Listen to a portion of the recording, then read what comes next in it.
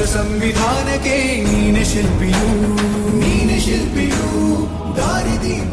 Medical negligence ಅಂತಂದರೆ ಏನು, act ಏನು ಹೇಳುತ್ತೆ? ನನಗೆ ಅದರಿಂದ ನೆಗೆಟಿವ್ ಕಾನ್ಸಿಕ್ವೆನ್ಸಸ್ ಆಯಿತು ಅಂತಂದರೆ ಅದನ್ನು ನಾನು ಮೆಡಿಕಲ್ ನೆಗ್ಲಿಜೆನ್ಸ್ ಅಂತ ಕರಿತೀನಿ. ಅವ್ರ ಲೈಸೆನ್ಸ್ನೇ ರಿವೋಕ್ ಮಾಡಬಹುದು.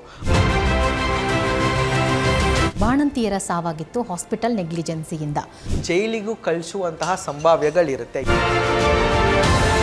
ಈಗ ನಮ್ಮ ಚಿನ್ನಸ್ವಾಮಿ ಸ್ಟೇಡಿಯಮ್ಮಲ್ಲಿ ಒಂದು ಸಿಟುಯೇಷನ್ ನಡೆದಾಗ ಸ್ಟ್ಯಾಂಪೀಡ್ ಅಂತ ಆಯಿತು, ಕಾಗ್ನಿಸೆನ್ಸ್ ಅಂತ ಹೈಕೋರ್ಟೇ ತಗೊಳ್ತು. ಅಂದರೆ ಸುಪ್ರೀಂ ಕೋರ್ಟ್ ತನಕನೂ ಹೋಗಬಹುದು. ಸಾವಾಯಿತು ಅಂತಂದರೆ ಪೇಷಂಟಿಗೆ ಇವ್ರನ್ನ ಇಮಿಡಿಯೇಟಾಗಿ ಅರೆಸ್ಟ್ ಮಾಡಿಸ್ಬಹುದು.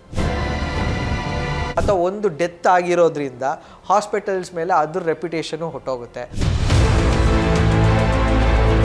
ಈ ಎಳೆ ಕಂದಮ್ಮಗಳು ಸಾವನ್ನಪ್ಪಿದಾಗ ಆಸ್ಪತ್ರೆಗಳಲ್ಲಿ ವೈದ್ಯರ ನಿರ್ಲಕ್ಷ್ಯದಿಂದ ಅದನ್ನು ಯಾವ ರೀತಿ ನಾವು ಪರಿಹಾರ ಪಡ್ಕೋಬೋದು?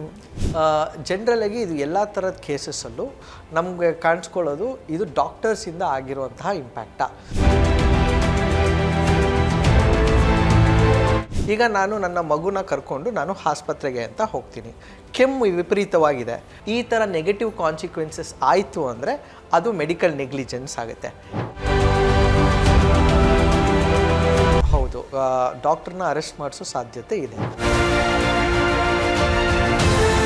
ರೀಸೆಂಟಾಗಿ ಮಗು ಒಂದು ಸಿರಪ್ಪನ್ನು ಕುಡಿದು ಸಾವನ್ನಪ್ಪಿರುವಂಥ ಘಟನೆ ನಡೆದಿದೆ. ಸೊ ಡಾಕ್ಟ್ರು ಕರೆಕ್ಟಾಗಿ ಕೊಟ್ಟಿದ್ದಾರೆ, ಫಾರ್ಮಸಿಸ್ಟ್ ಕರೆಕ್ಟಾಗಿ ಕೊಟ್ಟಿಲ್ಲ ಅಂತಂದರೆ ಈ ಫಾರ್ಮಸಿ ಹೊರಗಿದೆಯಾ ಅಥವಾ ಹಾಸ್ಪಿಟ್ಲ್ ಒಳಗಡೆ ಇದೆಯಾ ಅನ್ನೋದು ಇಂಪಾರ್ಟೆಂಟು.